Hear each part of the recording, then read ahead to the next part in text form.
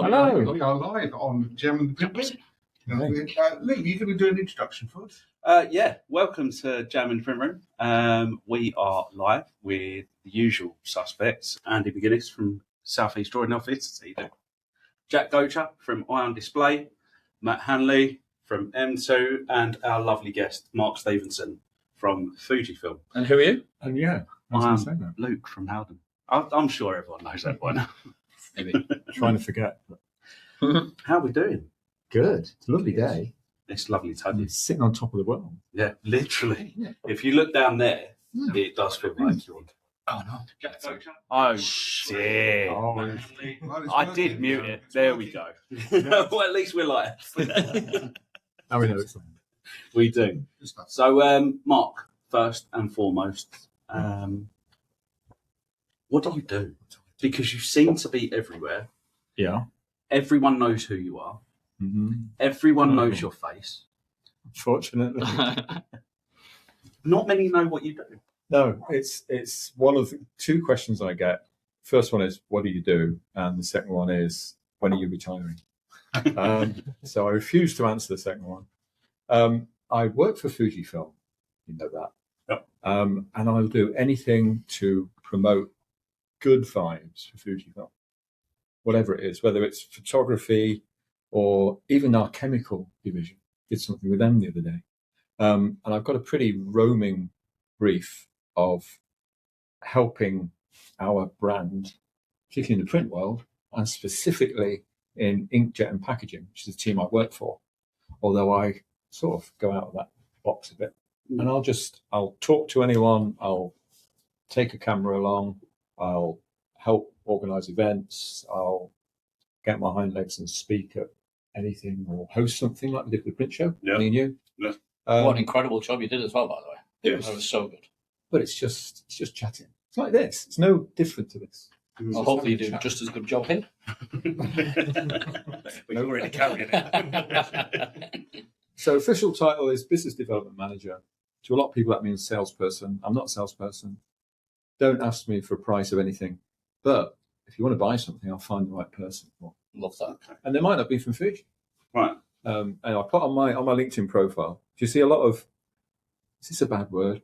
Knobby print profiles. We'd definitely say worse. We like that one. And you just read it and you think, you just sound like a complete donkey. Mm-hmm. And so on my profile, I just put, look, I can't solve all your problems. I'm not going to change the world. But I've been around so long, I might know somebody who can help you. Yeah. And if I can, let's make a connection. Do you think you've kind of created the job yourself? Because that, as a recruiter, for me to be able to sell that opportunity to someone, whilst it's a dream role, it was such a hard, definitive thing to say. So has it materialised to suit you? It has. Yeah. I've just been fortunate enough to be in the right place at the right time. Or to be at Fujifilm so long, I'm really expensive to get rid of. Unless I do something stupid. Yeah. So, it's kind of evolved in that way. And although in pounds, shillings and pence, you couldn't say this is the value I bring, there's enough people who think I think this might be working in that. And I did mention to you guys earlier, if one of our sales teams goes into a customer and they say, I've heard of Fujifilm because specifically, they won't say this, but I saw that Mark Stevens, or I saw a product he was talking about and it's a door opener. Yeah. If that's working, then great. But it's like most things. I've got a great friend, a guy called Steve Malta, who is a professional presenter.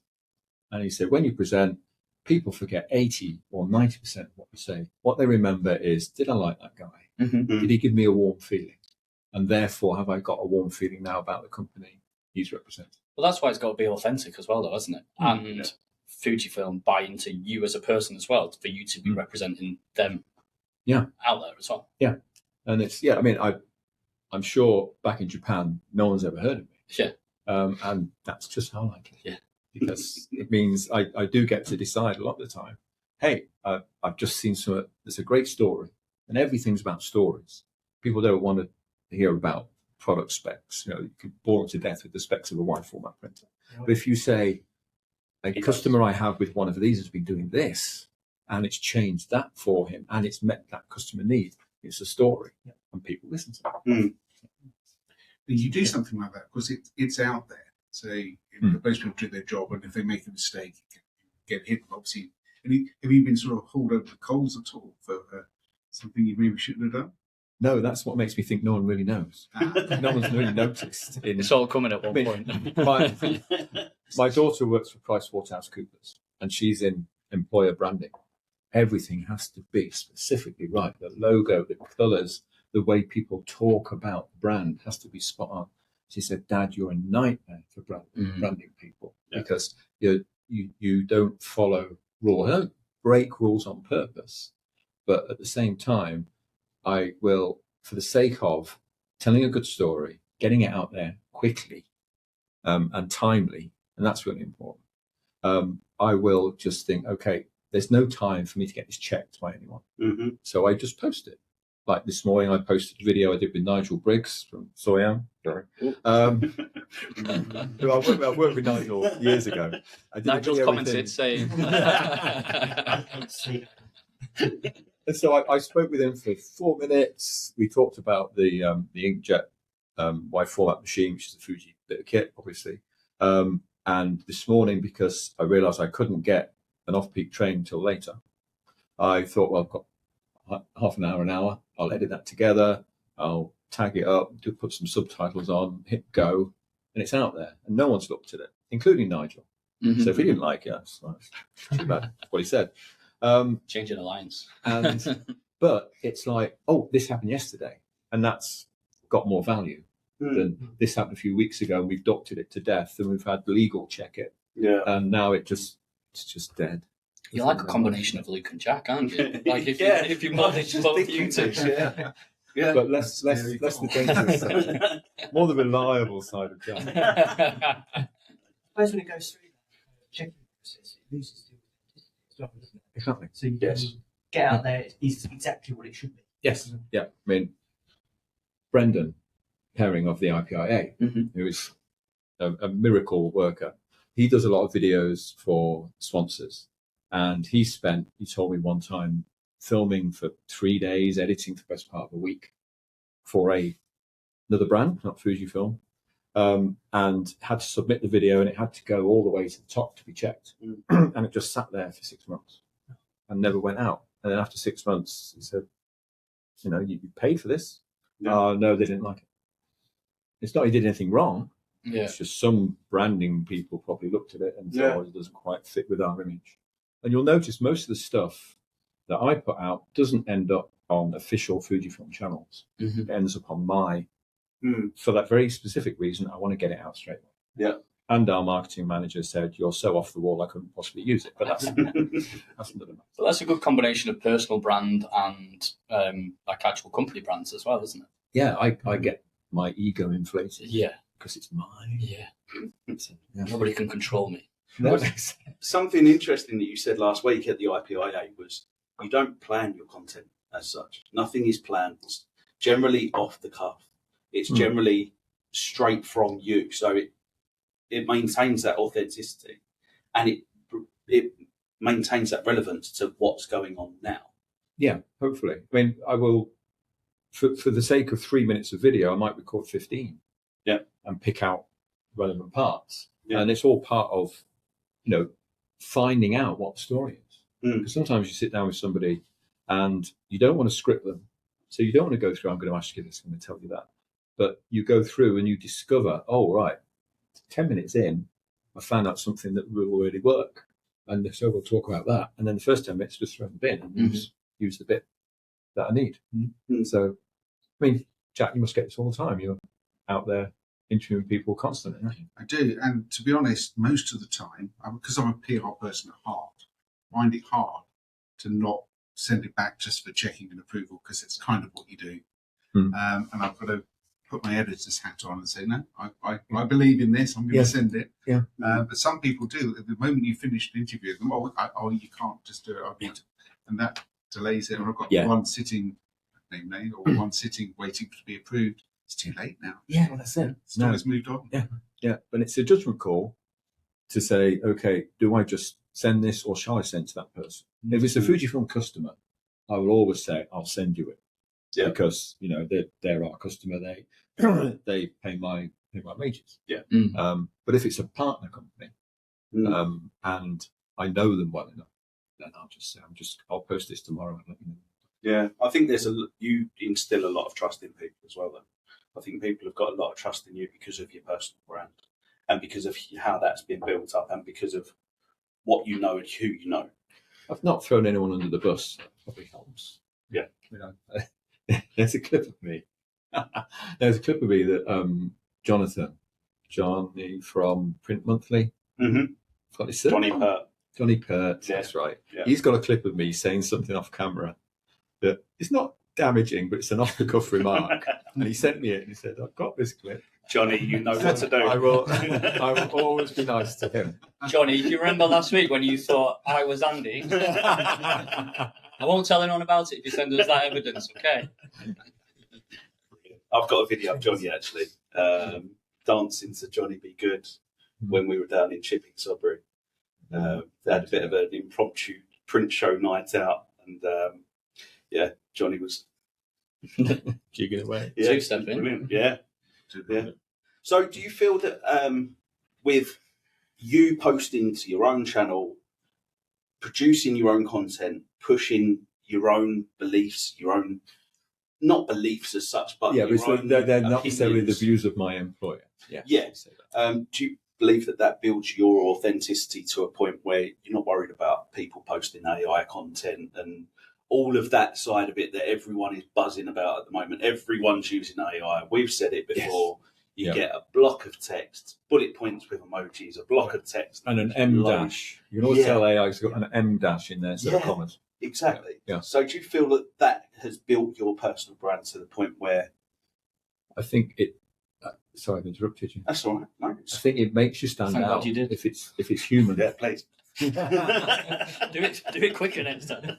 I was thinking about this morning. I was on the train and I watched a clip of a guy who'd taken some information about preparing files for print or something like this, and he got an AI guy cartoon guy, standing talking, an AI read script. Content was okay, it was instructional, yeah. But if I was watching that, I'd think, okay, I'm watching a fake guy with a fake voice. So what he's saying is probably fake as well. Yeah. It just, you lose trust in that. Yeah. But I think with LinkedIn, no one really reads the corporate profile of a company. Like we've got Fujifilm print. If you type that into LinkedIn, you'll get our corporate page, and it's all relevant stuff about our products and some promotional things as well. But people go there if they're looking for it. If it's in the feed and they see a corporate banner, they'll probably scroll through. Yeah. If they see a person, and it's same for all of us, you've probably got your own personal one, and then you've got your company one. Yeah. All the stuff's happening on your personal one, all the interaction. Yeah. I mean, one thing I'd love to do is what Lidl do on their social channel. Not Lidl, other guys, Aldi. Yeah. They reply to people on their corporate feeds, and they take the mickey out. Yeah. They take the mickey out of their competitors. Yeah. And they do all kinds of wind-up stuff. Yeah. Yeah. On a corporate channel. Now, you've got to have a strong team behind that who are constantly monitoring and constantly babysitting that. But they get great exposure. Yeah. Right now, they're very similar as well, aren't they? Yeah. They take the percent themselves. Worse. Yeah, they do. Yeah. But on a personal one, you can be you, and you can have comment. That's where networks start. That's where they build. So yeah, I'm all for if you want to build a personal brand, then do it via your own. But at the same time, you've got to want to do it and enjoy doing it. And if you just do it, I'm going to post today because it's Tuesday, then you end up with stuff that's not really great value because you've been hunting around for something to say. It's been forced, yeah. I only post when I've got something to say. Fortunately, that's more times in the day. 17 posts a day. I think there is an argument for kind of being seen at a certain point. So for me, if I'm going to write something, I will always post at 8:45.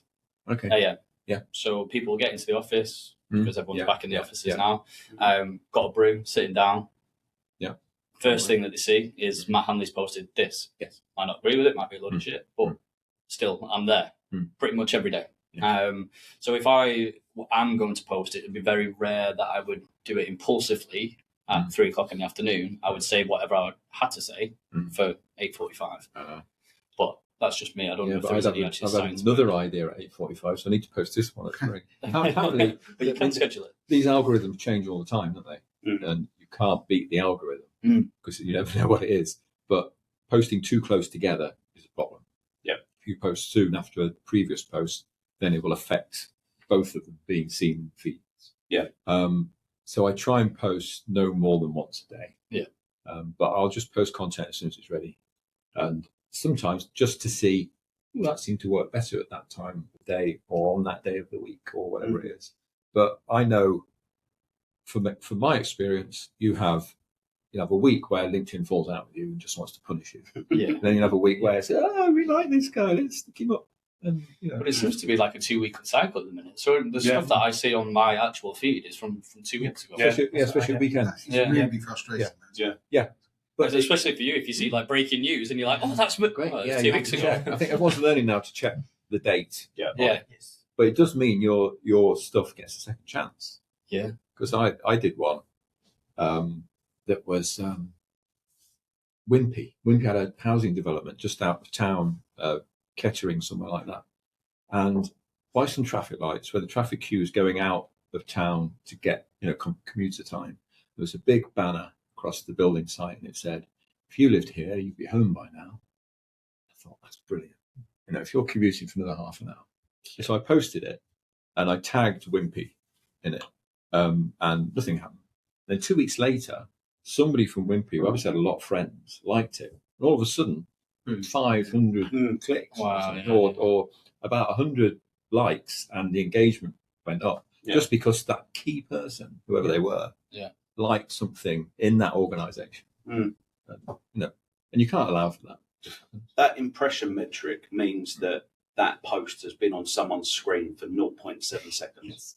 Which is a mad way of measuring it. But someone has sat there and gone, okay, so if it's 0.7 seconds, that means they're actually reading more than the top line of it. But you and I have seen before, and we've discussed this before, scheduled posts don't perform as well as off-the-cuff posts or manual posts. But you schedule a lot of your posts. And they work for you. I seem to get a decent amount of impressions. I think it's over 1.5 mil. And you're a recruiter, which blows that completely out of the way. What's that got to do with it? No one knows. And that's coming from an insurance broker. Bollocks to it. Let's get an estate agent in and a traffic warden. I just want to say hello to Alex, who's put us on in the background while he does a design. Thanks, If Alex. anyone that's listening on LinkedIn or watching on LinkedIn wants to ask Mark or any of us a question, feel free to put it into the chat.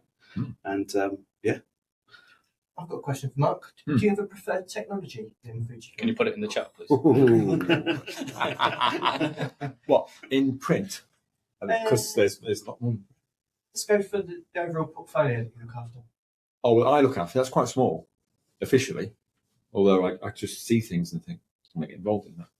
So, obviously, anyone who knows me knows jet press. I just talk about jet press all the time. B2 sheet fed inkjet press, and now also flexible packaging press as well. It links onto BOPP, OPP, all those things. I'm still learning what all those things mean. But it's basically when you get things in a pouch, it's got a zipper on the top, that sort of thing, or you get the film lid on some ham, something like that. I was going to say that you did. I've seen your sandwich. Your sandwich making thing 2 weeks ago. No, it was a long time ago, wasn't it? So that's because it's the jet presses are such brilliant products, and they certainly broke new ground. Jet press sheet fed 12 years ago, and the flexible packaging press just a couple of years ago. They're the sort of exciting things because you see them change your business. You see your business change because they get them. But the one thing I saw, I did a video on LinkedIn, so have a look on profile. I went to the plastics and rubber exhibition and you wouldn't believe how big this was. This was in Dusseldorf, where Drupa is. It was every hall in the Messe in Dusseldorf with rubber and plastics. And everyone was talking about nothing like that, Matt. Sorry, you would have been don't bring me into it. You would have been really disappointed in an empty suitcase. Everybody was talking about PFAS, forever chemical. Yeah, so it stands for a very long chemical name, but it's the kind of like Teflon Gore-Tex type stuff that gets into everywhere. It's into waterways, gets into your blood, and is a threat. And so everybody in the plastics industry was talking about, we're trying to get rid of PFAS. We're doing this about doing that. And our chemical division went, and we had the chance to put a banner in the corner, see if there were any people who were printing on flexible packaging. So we put a little banner in the corner of their stand. Meanwhile, their stand was covered in chemical symbols and molecules, things that they sell. But one thing was a chemical substance that does what PFAS does, but without any PFAS. So they have two slides, basically. One was coated in sort of like a Teflon type material, and the other was coated in our special magic sauce. And they dripped water and oil onto them, and they both... Is this funny? Why is this funny? Not magic sauce. Not Good grief. Sorry. This is why I can't go to the kennels later.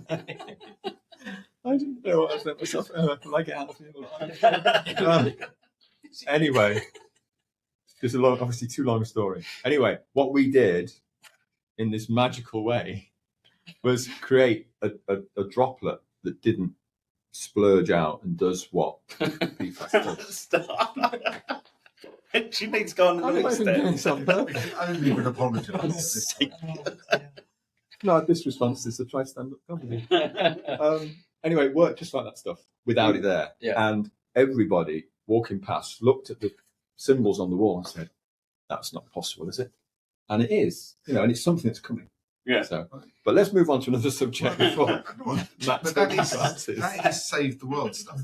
Well, it is. It's making a real difference. Huge.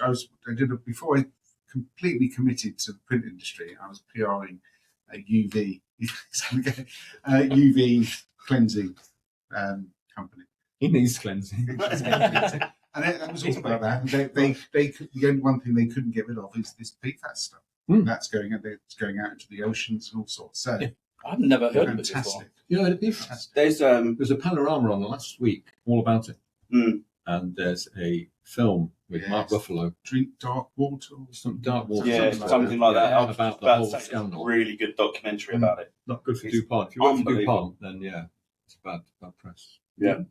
This is I mean, obviously Fujifilm is a big ink company, worked for a long time. But over the years, we've had to really develop and care about the environment, because I'm not going to pick up with all the companies, all the coating companies for the paper, they're all by rivers, because you need a lot of water. Yeah. And it's amazing actually that now it's companies like that that are putting the work in to undo everything that's been done. Well, it's two things: it's a commercial opportunity, but it's also pressure from the general public.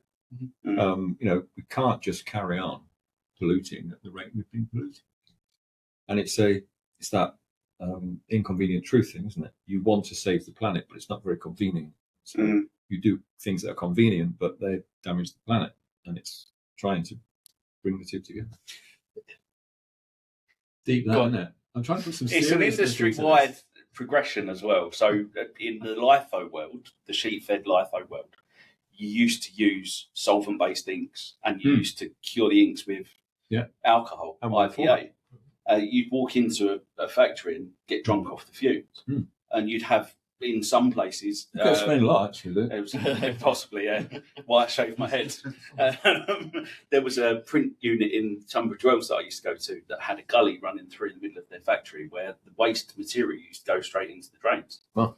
And then there was that progression from the solvent inks to the vegetable oil, the soy-based inks, the materials that are used, the coatings on the materials, the solvents that were used or the alcohol that was used to cure those inks has then become more environmentally friendly. And then there was a massive push in about 2014 towards ISO 14001. So, like you say, it's that pressure from the buyers or the public that drives these progressions. And I think we see that across the board in all areas of the industry, don't we? All industries. Yeah. But then on a personal level, like on a Sunday night, I'm stood there cleaning out my tins to put it in the brown bin to recycle it properly, and then footballers are flying from Manchester to Newcastle. Like it's you're like, come on, if everyone's got to do it, then I'm just putting my chopped tomatoes straight in the bin. But you've got, I mean, for your own peace of mind, you've got to feel like you're contributing in some way. But it's annoying that there's people who just don't care. And I think the worst thing you can say is, well, what the tiny thing I do doesn't matter, because that builds up if we don't all play into that. And it's getting more and more. I think as younger generations come through, they're more aware of it than old people like me and Jack. Older people like me. I'm sorry for the same thing, but it's definitely young people. Did you see that BBC thing, the war between the land and the sea? No. Yeah, there's the Doctor Who spin-off. But there's a guy on there saying the generation running the country are stupid, and it's the kids who are right in wanting change and wanting, to do more environmentally aware things. It's generational. Yeah. How have you seen that come through? What in your time at Fujifilm? How's that developed within your role and your impact internally? So on the environmental side, yeah. So when I joined in 1999, when you guys were on short trousers, it's not Jack. Jack was at university for it wasn't really on the agenda. Looking back, trying to think about what did we do about environmental issues back then. I don't think certainly maybe senior management were thinking about it, and maybe certain pockets within Fujifilm were thinking about it, but for feet on the street, I don't think we were. And you've just seen that escalate all the time as you go through, and there's more and more reporting. The issue I've got now is if you're going to say anything about the environment and what you're doing about it, you have to reference chapter and verse for everything you say. So you can't say, this ink is eco-friendly. What does that mean? Yeah. Why is it eco-friendly? How can it be friendly? Or you can say, this is sustainable. How is it sustainable? Compared to what? On what measure? And you have to show all of your research. And that takes time. Yeah. And when you do that, you should, and our legal people say to us, when you make statements like that, you should put a little asterisk by it. Somewhere in the footnotes, it should say, for further details, see this link or follow this QR code. And you go to it, it shows all the research that you've done about quantifying what you say. That takes ages. Yeah. And so in my world, where it's crash, bash, wham, bam, out it goes, I haven't got access to that. Therefore, sorry, I'll let you interrupt in a minute. Therefore, you end up doing green hushing instead of green washing. Yeah. And green hushing is, well, I won't mention it then. Yeah. I'll just say something generic like, we're working towards a safe planet, or we're trying to do things that are sustainable rather than saying we are. And so then you don't get anything. No. But then conversely, on the other side of that, I see some other companies promoting things and saying it's eco-friendly when they've got no proof on their piece at all. And eventually people are going to call them out and say, yeah, absolutely. How? Well, the internet does what the internet does, doesn't it? Yeah. So someone's always going to be that person to ask that question. Yeah. Do you not have fact sheets that you're able to link out to on each of the products, the inks or whatever it is that you make those claims on, that where you could have that information?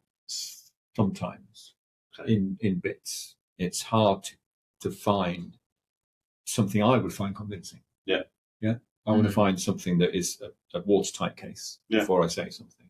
And you might have a little bit of research here, a little bit there, or a comment there, but I'm not well versed enough to say whether that's enough.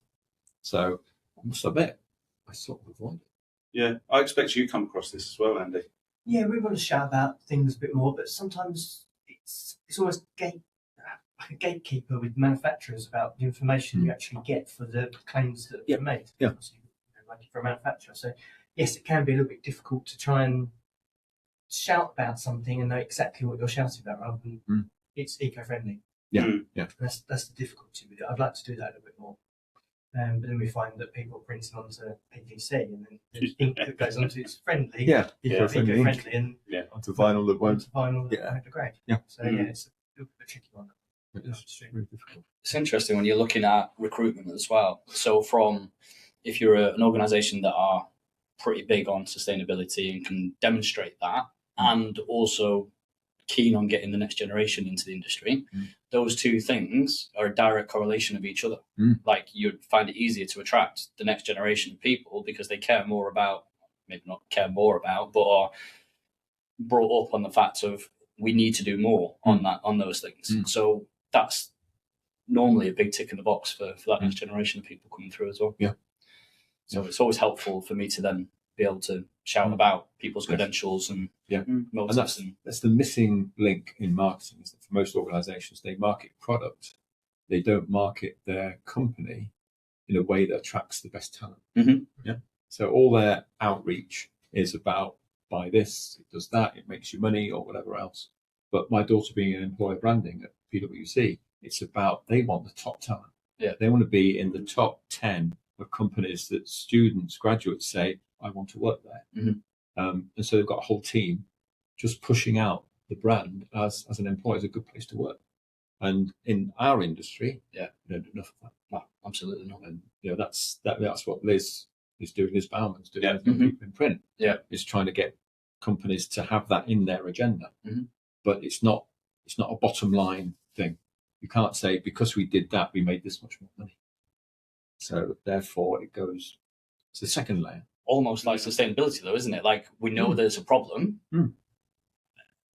How much are we going to invest to sort that problem out? People will invest in sustainability in their company if it saves them money. They'll change their halogen lights for LED lights because the bill's going to be lower. Yeah. Or they'll put solar in because they'll save money. Yeah. But if you say put this in because you're pumping out too much solvent, well, or PVC is cheap compared to something that's more sustainable. Yeah. And so they're going to look at it and say, if I use this substrate, I won't get this job. So I'll go PVC. We have a phrase in the office. Sorry. No, go on. We have a phrase in the office. Everyone's green until they see the cost. Yeah, and it's true. Absolutely. Yeah, we have customers who end users, print buyers will go to my customers and they say you can have a PVC alternative. It's 3-4 times the cost. You quote both of them and they always go back to PVC. Yeah. Well, there's when we used to do the Crown Pub. Any of you remember the Crown Pub? We did it during lockdown. It was an online meeting of people in the print industry, sometimes 50 or 60 at a time. Wow. And because we were all stuck at home, so we had online on Zoom. We all used to meet together, discuss different subjects, and occasionally get guest speakers to come in. And one guy came in from one of the bigger trade printers, and he said, we're switching over all our proposals now to have two prices. A standard price, and then one where everything is as sustainable as we can do, and you'll see two prices on your proposal, and you choose. Do you want the more sustainable choice, or do you want the box standard? Yeah. And he said we're seeing, I think it's about 10 or 20% of people going for the more sustainable. Yeah. And I'd be interested to go back there because that was 5 years ago. As time goes on, that becomes cheap. Yeah, So and the gap should go down, and the number of people choosing that should go up. So it'd be interesting to go back to that one. So going back to the young people, that essentially, if you are promoting to graduates to come into the business, that comes under that sustainability anyway, because you're sustaining the survivability of that business. It is sustainability on a different branch, isn't it? It's not from an ecology, but from an economic point of view. It is. In this room. On the recyclable side and the PVC, Vespa actually have a really, really good scheme. They launched it at last year's summit in 24, and then they were talking about it more this year at the summit. And there's a lot of drive towards large format businesses collecting materials from their clients once they're done, and then they will put them to waste and recycling. And they've actually got that initiative. I can't remember what it's called. I don't remember all the details on it, but reach out to Vespa if that's of interest to any large format printers or anyone that's working with those sorts of materials. Large format is going through currently what Sheetfed went through a few years ago with the FSC. When I used to place FSC jobs, they were three quarters more expensive than a standard job just to carry that FSC accreditation, because the materials were more expensive. You had to have someone putting the logo on. You had to have that chain of custody. And I think that slowly but surely is becoming more and more equal now. Any FSC job I've placed recently has been at the same cost as a normal print job. But I think the large format boys, digi boys who are running those sorts of materials. Question for you. Yeah. On some packaging, you see the FSC logo, and then you see underneath the word mixed. Yep. Which means a tiny proportion of this is FSC, and the rest is all crap. Yeah. Yeah. It's a mixed credit material. But it's a cheat. It is essentially, but there's still an element of recycled material going into that product. It just has to it's be not as much as you want, but there are other credits as well. Yeah. You can get 100% FSC, which will cost you more. But again, that comes down to the public and the buyer. Yeah. That comes down to the marketing teams who are placing that with those print businesses. Yeah, true. Let's go convenience I'm versus. not laughing again. I didn't want to sit next to him, but then when I'm sat opposite him, I've got eye contact. Grow up. I didn't see it. On the next one, I'm not sitting. No, I'm going to put you next to each other. No, it's brilliant. So where do you see, you've already said you're not retiring. No, never. I was watching David Byrne. You know David Byrne from Talking Heads? Yeah. He was doing a Tiny Desk concert. Tiny Desk. If you haven't watched Tiny Desk concerts, brilliant. And he was doing a Tiny Desk concert and he had a gang of people with him. They were doing some brilliant music. He was dancing around. He's 73. And he's still got it. He's my hero. So yeah, 73. Something else you said to me at the IPIA was, I'm not retiring as long as people are still listening.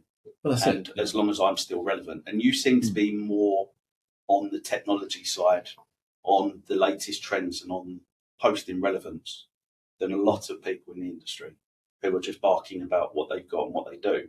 I think the problem with when you get to my age is you start being nostalgic for the past. Yeah. And you start to, it's not like it was, I remember the days when you could sell this for that, or you could make this much margin on that. And we can all do that.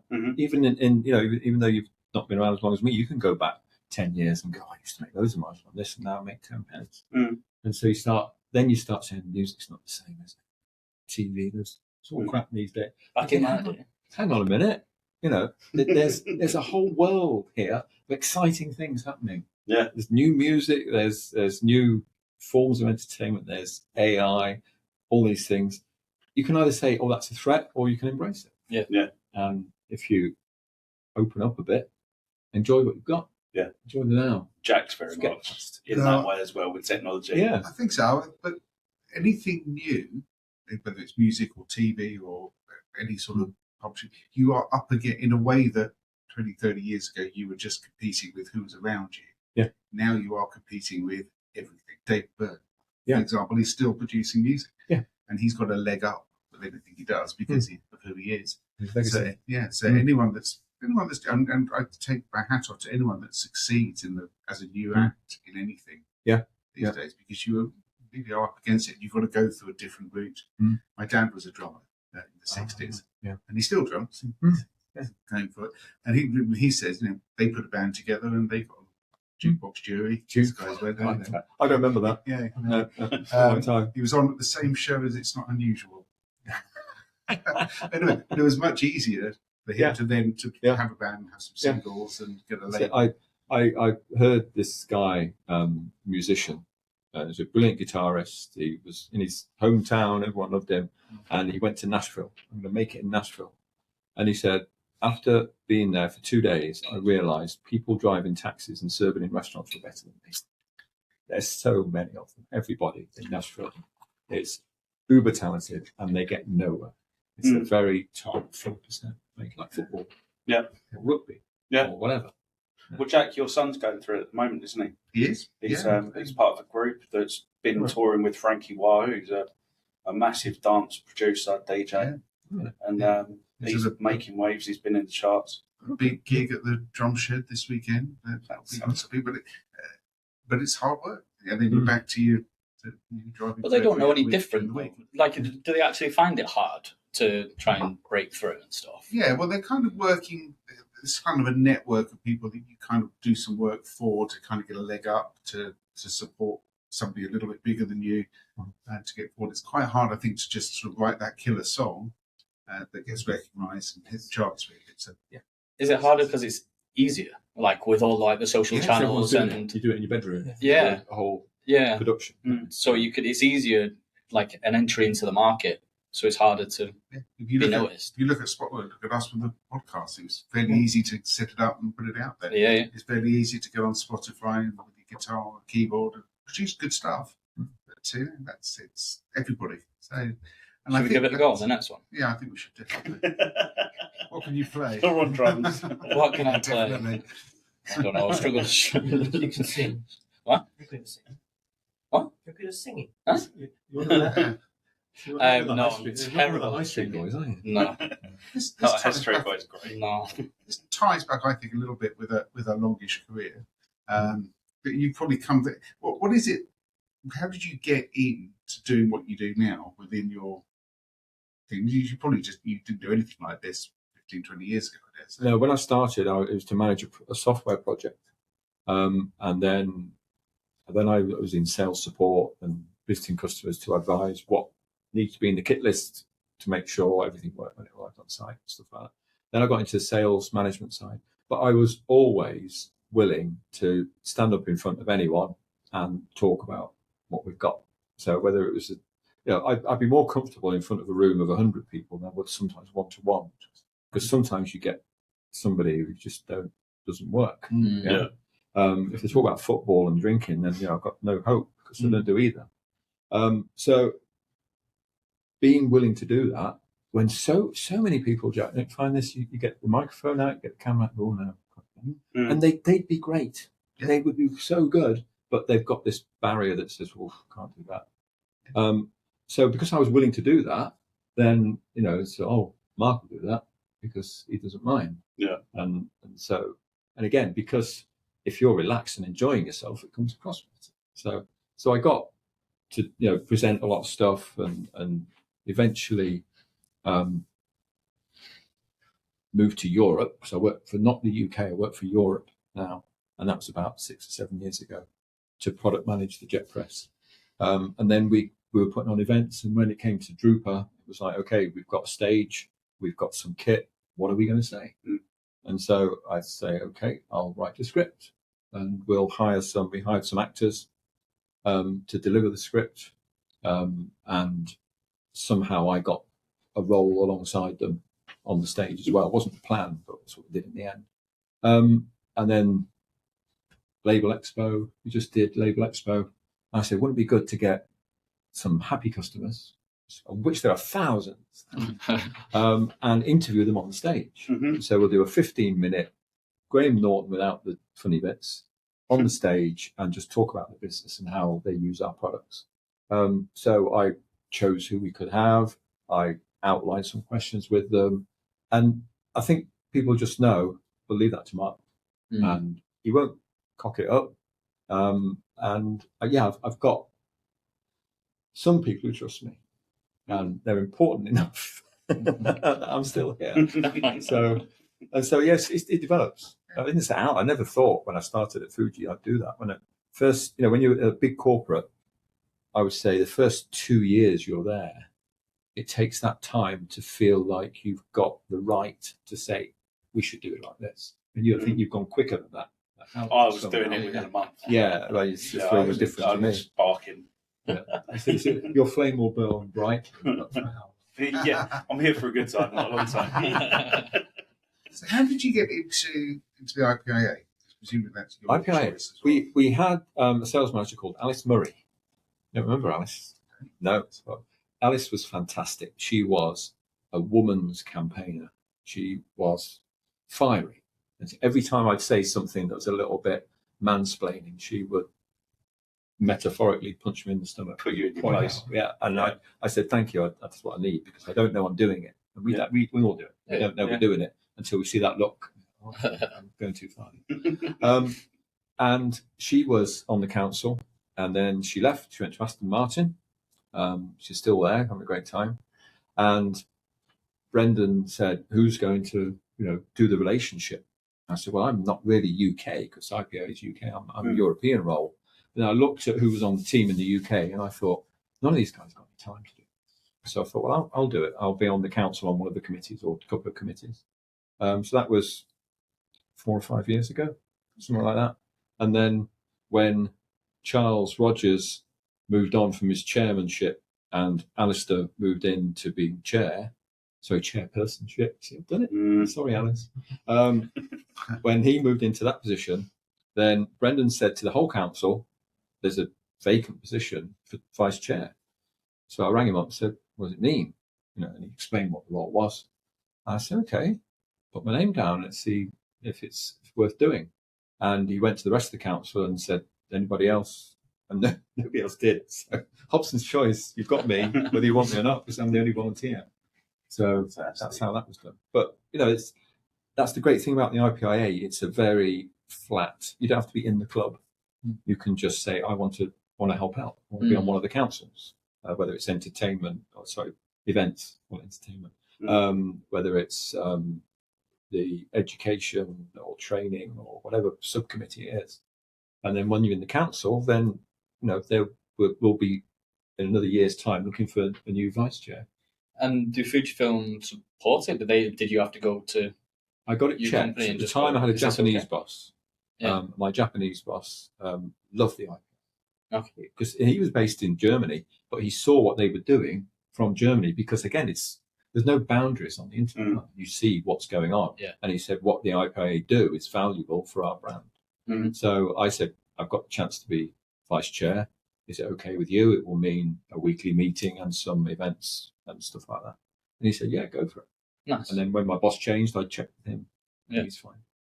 When it comes to a year's time and I need to be a bit more committed, I'll go and get checked again. Yeah. Nice. But should be okay. You came to your first IPIA event last week, didn't you? I did, yeah. Loved it. It was really, really, really good. It was a proper collaboration, proper community. Everyone was lovely. Wasn't really my world, because my world is more kind of wide format, large format signage, that type of stuff. Yeah. But it probably made it even better for me, because I was in circles that I probably wouldn't normally be in, and not being shy, I kind of worked the room pretty well. So there was some new connections made and stuff, and everyone was super welcoming. So I'd definitely go to another one. That's the way I always describe the IPIA, is collaboration. Because when I first went to the MTC in 24, it was a real eye opener for me, because I've said this many times. It's the Manufacturing Technology Centre in Coventry, where we have our autumn conference. Yes. Look how proud he is of Coventry there. Yeah, Coventry. It glows through. Yeah, but the way I liken it is, when I was in print in Sheepfed, it was all about hiding your workings. Yeah. And doing your own thing within your own little solus, and looking over there, and they can steal our clients. We've got to keep what we're doing over here. IPIA is all joint. It's all collaboration. It's about sharing your issues, about sharing your solutions, and about bringing it together. That's it. People sharing experiences with Imprint or Print IQ, and insurances or recruiters or equipment suppliers. That's it. It's like at that event, I took my version of Jack's mic, so-called Magic Mic. This is my version of your mic. And I took it around all the sponsors, and half of them were our competitors. Yeah. We're all in it together. We're all heading in the same direction. So they're happy to be on camera and talk about what they do and say why they were sponsors. We're trying to get some sponsorship going, more sponsorship going. So we always need more sponsors. And nobody said, "Oh, you're from Fujifilm. I can't talk to you." It's just half of them used to work for Fujifilm anyway, or the other way around. So I think there's got to be an appreciation that we all know what we're good at as well, and what we're not good at, and what we're not good at, someone else will be good at. So it adds value and trust if you can go, you know what, that's not really my bag. I'll play Durin, for argument's sake, like we mentioned before, or anybody. And I think that's the credibility that you've done it loads of times. You've gone, well, it's not for me, that business, but you should go and speak to so and so. Do you do that, or is it too corporate for? It depends. There's a lot of challenges with insurance where the main thing is a phoenix. If it's clearly obvious that a business is a phoenix, unless they can provide us with good reason why the business has been phoenixed, an insurer is always going to create friction or put a roadblock in place to stop us insuring that business. So they will need to be insured somehow. But my ethos is I want to deliver broader cover and I want to deliver better value. So if I can't do that because of extenuating circumstances, maybe I'm straight up with it. But would you refer them to somebody else in the business who might be seen as a competitor? I will work with them to do my best, but I'll make it clear that because of this, this is going to be a difficulty, and I may not be able to save you any money because you've declared this to me. But I'm not about to go the underhanded way and not declare that to insurers, because that puts everyone at risk, and it puts you at risk should you come to a claim. And I said this to you guys earlier, when I put an insurance policy in place, it's always with the view of how is a claims handler going to look at this in the event of a claim. What's going to be the most frictionless path? What can I do to make it as clear as day that this is the business, this is how it's set up, these are the financials, X, Y, Z. So you don't want to get a reputation for writing about business. No, exactly. No, because the underwriters as well have to build those relationships. It's very much like print management, where I was working with clients, I was working with suppliers, and everyone was kept sweet in the middle. And along the way. Yeah. We haven't had a double entendre for a while. It's about time, isn't it? We haven't. It's what do you call down here? We call them crusty rolls. God. Perhaps. We've had this conversation already. Now, I've told you all that those kind of bread rolls are called batches in Coventry, and that's the end of the argument. If you call something a roll, you get confused when you want sausages inside it. Stop it. I've already been shouted at for laughing. Stop it. Right, that's enough about work and stuff. What's Christmas looking like? Yeah. Christmas is looking like 18 people for Christmas dinner. Ooh, so I'm finishing on Friday. Are you chefing? I'm commie chef. Okay. So I'm following instructions. Yeah. Peeling things, mashing things, taking things in and out of the oven, dropping them on the floor. And not mansplaining how to cook something correctly. I wouldn't dare. Otherwise, he'd be dropped on the floor. If you're feeding 18 people, somebody's got to be in charge. You can't do it by committee. So what size is you having turkey? Or something? We have turkey breast roll, which is a lot easier way of doing roll? it because there's no A bone. roll? Yeah, Turkey breast batch. No, not that kind of roll. It's like it looks like a joint of pork or something. It's the turkey breast, and it's trussed up. Like that one. Yeah. It's trussed up with string. And then we've got two of those, and you can just slice them like a big sausage. Yeah. Oh, okay. Crown. The turkey crown, yes, call it that if you want. Yeah, yeah. So that'll keep us busy. It'll be Yorkshire pudding on a Christmas dinner. Yes, absolutely. Yeah. Okay. Yes. Why not? That's all right. Gravy. Cauliflower cheese. Gravy. Thick gravy. That's my speciality is gravy. Oh yeah. Lovely. Red cabbage. Magic sauce. Cauliflower cheese. Chef's magic sauce. All those things. We're only 9. We've got a vegan to deal with. Ah, right. We've got 2 vegans. We've got a couple of nutty roasts in there as well. Luckily, he does cook, so he right. A lentil and mushroom, or nightmare, something. Vegans don't get gravy. Don't do vegan gravy. He reckons he's got a cauliflower cheese that he can knock up. What kind of cheese? Unfortunately, get cashew oil. Vegan. Yeah. Vegan cheese. It's not right. It's cheese, isn't it? chic. What Yeah, about pudding cheese. for Christmas? I don't like Christmas cake. I don't like Christmas pudding. What? Strawberries. Trifle. Strawberries. Trifle. Yeah. We always have a trifle. I like bread and butter pudding, like we've made up with panettone and stuff. Sounds nice. Yeah. You need to come up north. It's posh. Bougie, yeah. Proper boozy. Yeah. Oh, it's foreign look, right? Saying about foreign, how often are you in Europe now?